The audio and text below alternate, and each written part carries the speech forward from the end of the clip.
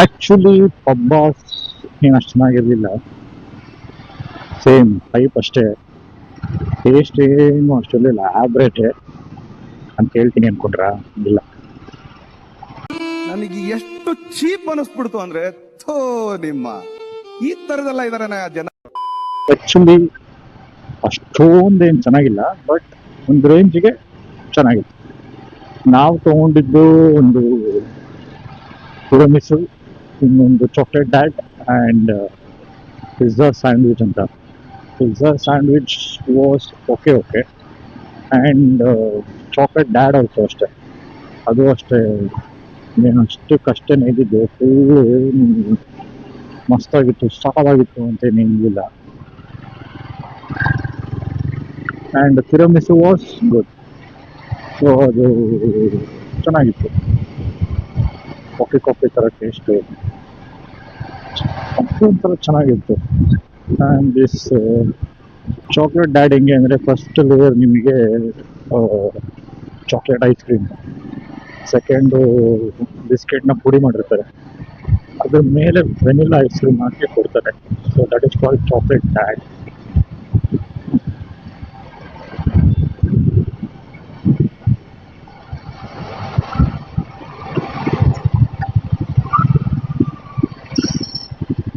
So ಅದು ತಿರಮಿಸುನು ಅಷ್ಟೇ, ತಿರಮಿಸುನು ಚೆನ್ನಾಗಿತ್ತು.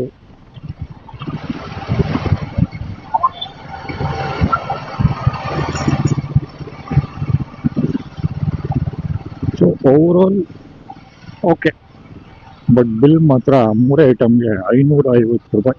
ಎಷ್ಟು ಹೇಳಿ? 550 ರೂಪೀಸ್. ಸ್ವಲ್ಪ ಜಾಸ್ತಿ ಆಗೋಯ್ತು ಅಲ್ಲ. ಸೊ ಇವಾಗ ರೂಮ್ ಹೋಗಿ ಫ್ರೆಶ್ ಅಪ್ ಆಗಿ ಅಲ್ಲಿಂದ ರೆಡಿ ಆಗಿ then we are going to Swami Koragajja temple. So ಕೊರಗಜ್ಜ ದೇವಸ್ಥಾನಕ್ಕೆ ಹೋಗೋಣ ಫಸ್ಟು, ಆಮೇಲೆ ಅಲ್ಲಿಂದ ಟೈಮ್ ಗೇಮ್ ನೋಡಿಕೊಂಡು ಪ್ಲ್ಯಾನ್ ಮಾಡೋಣ. ಸೊ 4:30 ಹಂಗೆ ಕೊರಗಜ್ಜ ದೇವಸ್ಥಾನಕ್ಕೆ ಹೋಗೋಣ. ಆಮೇಲೆ ವಿಲ್ ಸಿ.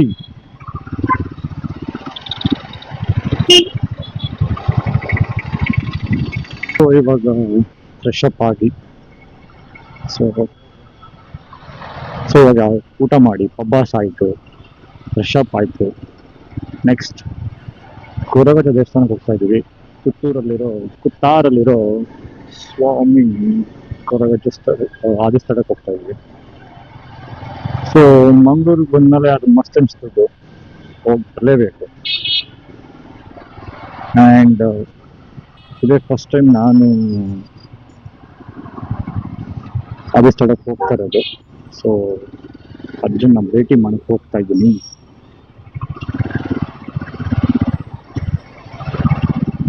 ಆ್ಯಂಡ್ ನಾನು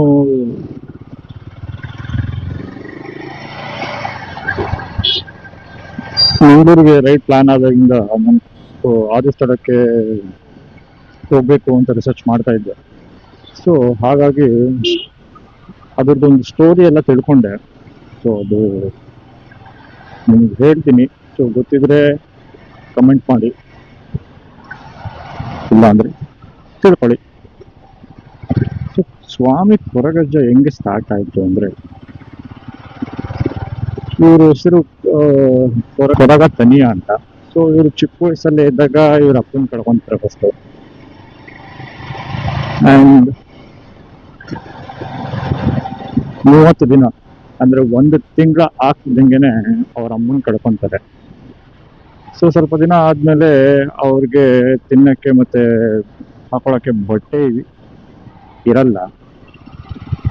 ಸೊ ಅವ್ರ ಹಸುವಿಂದ ಅವ್ರಿಗೆ ಹೊಟ್ಟೆ ಹಸಿತಿರುತ್ತೆ. ಸೊ ಅವ್ರ ಹೊಟ್ಟೆ ಹಸುವಿಂದ ಅವ್ರು ಒಂದು ಕಡೆ ಕೂತ್ಕೊಂಡು ಅಳ್ತಿರ್ತಾರೆ. ಸೊ ಆಗ ಒಬ್ರು ವ್ಯಕ್ತಿ ಬರ್ತಾರೆ.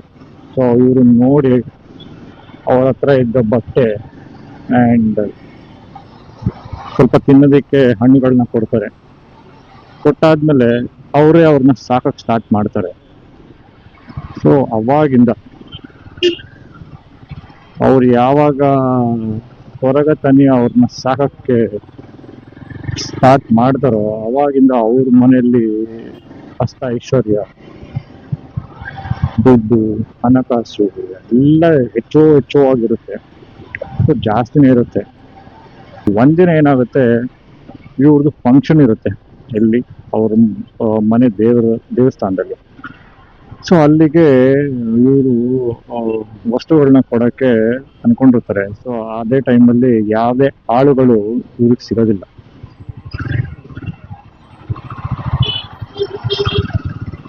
ಸೊ ಇವ್ರದ್ದು ಮನೆ ದೇವಸ್ಥಾನದಲ್ಲಿ ಒಂದು ಫಂಕ್ಷನ್ ಇರುತ್ತೆ. ಸೊ ಆ ಫಂಕ್ಷನ್ನಿಗೆ ಇವರು ವಸ್ತುಗಳನ್ನ ಕೊಡಬೇಕು ಅಂತ ಅನ್ಕೊಂಡಿರ್ತಾರೆ. ಸೊ ಅದೇ ಟೈಮಲ್ಲಿ ಇವ್ರಿಗೆ ಯಾವುದೇ ಆಳುಗಳು ಸಿಗೋದಿಲ್ಲ. ಸೊ ಅವತ್ತಿನ ದಿನನೇ ಆಳುಗಳು ಇವ್ರಿಗೆ ಕೈ ಕೊಟ್ಟಿರ್ಬೋದು. ಅವಾಗ ಅವರು ಸಾಕಿರೋರು ಇವ್ರನ್ನ ಕರೆದ್ಬಿಟ್ಟು ಹೇಳ್ತಾರಂತೆ, ನನಗೊಂದು ಸಹಾಯ ಮಾಡ್ತೀಯಾ, ನಮ್ಮ ದೇವಸ್ಥಾನಕ್ಕೆ ಇದನ್ನೆಲ್ಲ ಸಾಗಿಸ್ಬೇಕು, ಸಹಾಯ ಮಾಡು ಅಂತ ಹೇಳ್ತಾರಂತೆ. ಸೊ ಅವಾಗ ಅಜ್ಜ ಅಂದ್ರೆ ಸ್ವರಗತನಿಯ ಅವರು ಹೇಳ್ತಾರಂತೆ, ಆ 7 ಜನದ್ದು ಊಟ ನನಗೆ ಕೊಡಿ, ಕೊಟ್ರೆ ನಾನು ಆ 7 ಜನರದ್ದು ಕೆಲಸ ಏನಿದೆ ಆ ಕೆಲಸದ್ದು ನಾನು ಹೋಗಿ ಕೊಟ್ಟು ಬರ್ತೀನಿ. ಸೊ ಆ ವಸ್ತುಗಳನ್ನ ಅಲ್ಲೋಗಿ ಕೊಟ್ಟು ಬರ್ತೀನಿ ಅಂತ ಹೇಳ್ತಾರಂತೆ. ಸೊ ಇವ್ರು ಅದನ್ನ ಫಸ್ಟ್ ಕೇಳಿಸ್ಕೊಂಡಾಗ ಆಶ್ಚರ್ಯ ಆಗುತ್ತೆ, 7 ಜನದ ಊಟ.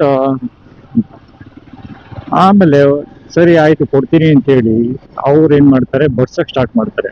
ಸೊ 7 ಜನದ ಊಟ ಅವ್ರು ತಿಂದು ಅವ್ರೇನ್ ಮಾಡ್ತಾರೆ, ಒಂದೇ ಸಲ ಆ ವಸ್ತುಗಳನ್ನ ಆ 7 ಜನ ಮಾಡ್ಬೇಕಾಗಿದ್ದ ಕೆಲ್ಸನ ಇವ್ರು ಒಬ್ರೇ ಮಾಡ್ತಾರೆ. ಸೊ ತಗೊಂಡು ಹೋಗ್ತಿರ್ಬೇಕಾರೆ ಇನ್ನೇನು ಆ ದೇವಸ್ಥಾನ ಹತ್ರ ಹೋಗ್ಬೇಕು, ಅಷ್ಟರಲ್ಲಿ ಮೇನ್ ಪೂಜಾರಿ ಸೊ ಅವ್ರು ಬಂದ್ಬಿಟ್ಟು ಇವ್ರನ್ನ ತಡಿತಾರೆ, ಎಲ್ಲಿಗೆ ಹೋಗ್ತಿದ್ಯಾ, ಏನ್ ಕತೆ, ಅದು ಇದು ಅಂತ. ಸೊ ಅವಾಗ ಇವ್ರು ಹೇಳ್ತಾರೆ,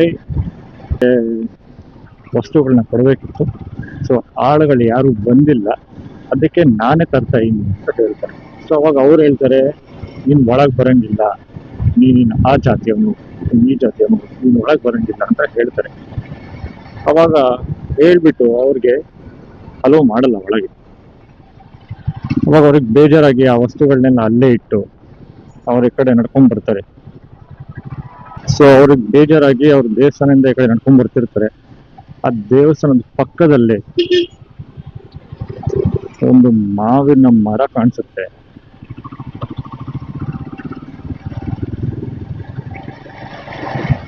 ಸೊ ಅವಾಗ ಅನ್ಕೊಂತಾರೆ, ನಮ್ಮ ಹೇಳ್ತಿದ್ರು ಉಪ್ಪಿನಕಾಯಿಗೆ ಇದು ಖಾಲಿ ಆಗಿದೆ, ಸೊ ಇದನ್ನ ಕಿತ್ಕೊಂಡು ಹೋದ್ರೆ ಉಪ್ಪಿನಕಾಯಿ ಹಾಕಕ್ಕೆ ಸಹಾಯ ಆಗುತ್ತೆ ಅಂತ ಅನ್ಕೊಂಡು ಮಾವಿನಕಾಯಿಗಳನ್ನ ಕೀಳಕ್ ಸ್ಟಾರ್ಟ್ ಮಾಡ್ತಾರೆ. ಸೊ ಕೆಳಗಿರೋದ್ನೆಲ್ಲ ಕೀಳ್ತಾರೆ, ಮೇಲೆ ಇರೋದು ಅವ್ರ ಕೈಗೆ ಸಿಗಲ್ಲ. ಸೊ ಅವ್ರೇನ್ ಮಾಡ್ತಾರೆ, ಆ ದೇವಸ್ಥಾನದ ಗೋಡೆ ಸಪೋರ್ಟ್ ತಗೊಂತಾರೆ ಫಸ್ಟ್, ಆಮೇಲೆ ಹೋಗ್ತಾ ಹೋಗ್ತಾ ಹೋಗ್ತಾರೆ ಗೋಪುರವರೆಗೂ ಹೋಗ್ತಾರೆ. ಸೊ ಸ್ವಲ್ಪ ಜನ ಹೇಳ್ತಾರೆ ಗೋಪುರದ ಮೇಲೆ ಕಾಲು ಇಟ್ರು ಆಗಿಂದ ಇವ್ರು ಮಾಯ ಆಗಿದ್ದಾರೆ ಅಂತ.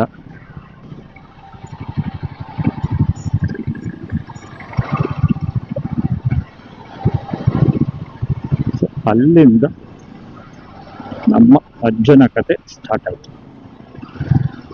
ಸೊ ಇವತ್ತು ನೀವು ಏನಾದ್ರು ಬೇಡ್ಕೊಂಡ್ರೆ ಅದು ನಾಳೆ ಅವ್ರು ಈಡೇರಿಸಿದ್ರೆ ನೆಕ್ಸ್ಟ್ ಅವ್ರ ಹತ್ರ ಹೋಗಿ ಥ್ಯಾಂಕ್ಸ್ ಅಂತ ಹೇಳಿದ್ರೆ ಸಾಕಂತೆ.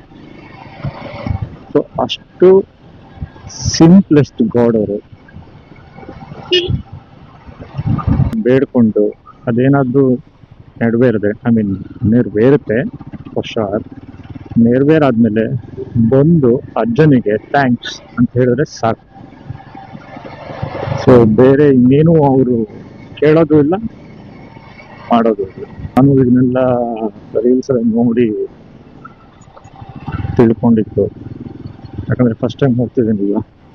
ಸೊ ಒಂಚೂರಾದ್ರೂ ತಿಳ್ಕೊಬೇಕು ಅಂತ ಒಂದೆರಡು ರಿಸರ್ಚ್ ಮಾಡಿ ರೀಲ್ಸ್ಗಳಲ್ಲಿ ನೋಡಿ ತಿಳ್ಕೊಂಡಿದ್ದು. ಸೊ ನಮಗೂ ಇಂದ ಸುತ್ತ ಬರೀ ಒಂದು 15-20 ನಿಮಿಷ ಅಷ್ಟೇ. ಚೆನ್ನಾಗಿತ್ತು, ಬಟ್ ಏನಂದ್ರೆ ಲಾಂಗ್ ರೂಟ್ ಅನ್ಸ್ಬಿಡ್ತು. ಕೂತು ಕೂತು ಕೂತು ಕೂತು ಹಿಂದೆ ಎಲ್ಲ ಬಂದಾಗ್ಬಿಟ್ಟವೆ. ಸ್ವಲ್ಪ ಜಾಸ್ತಿ ಲಾಂಗ್ ಆಗೋಯ್ತು ಅನ್ಸುತ್ತೆ.